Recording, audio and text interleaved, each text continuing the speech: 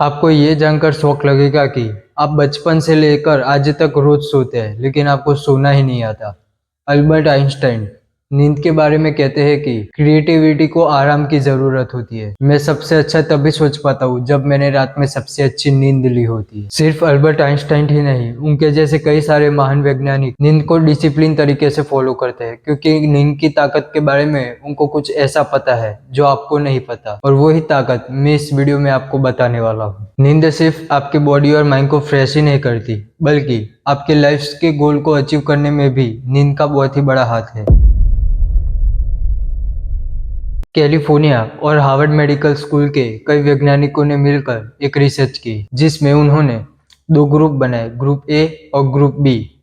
अब दोनों ही ग्रुप को सेम वर्ड्स और सॉन्ग दिए गए दूसरे दिन याद रखने के लिए, लेकिन इसमें एक ट्विस्ट था। ग्रुप बी को जगाए रखा और ग्रुप ए को सोने दिया गया, और सोते टाइम ईईजी और एमआरआई की मदद से उनके ब्रेन में क्या एक्टिविटीज हो रही है वो देखा गया, जो देखकर साइंटिस्ट शॉक हो गए।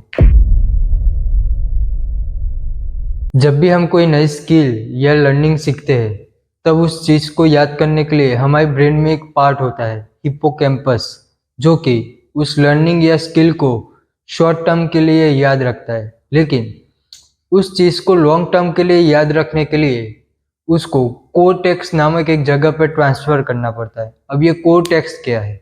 कोर्टेक्स हमारे बड़े ब्रेन की आउटर लेयर होती है, जो डिसीजन, प्लानिंग, देखना, टच, पेन जैसे कई सारे मोस्ट इम्पोर्टेंट काम वो करती है। लेकिन ये सब मैं आपको क्यों बता रहा हूँ? क्योंकि टीम ए जब सो रही थी, तब उनके ब्रेन का हिप्पोकैम्पस उन सारे वर्ड्स और सॉन्ग को रिव्यू कर रहा था और कोर्टेक्स में ट्रांसफर कर रहा था, क्योंकि वो उनको लॉन्ग टर्म के लिए याद रहे, और इस प्रोसेस को मेमोरी कंसोलिडेशन कहते हैं। पर जब दोनों ग्रुप के बीच में दूसरे दिन टेस्ट लिया गया, तब ग्रुप ए की मेमोरी ग्रुप बी से 60% ज्यादा थी।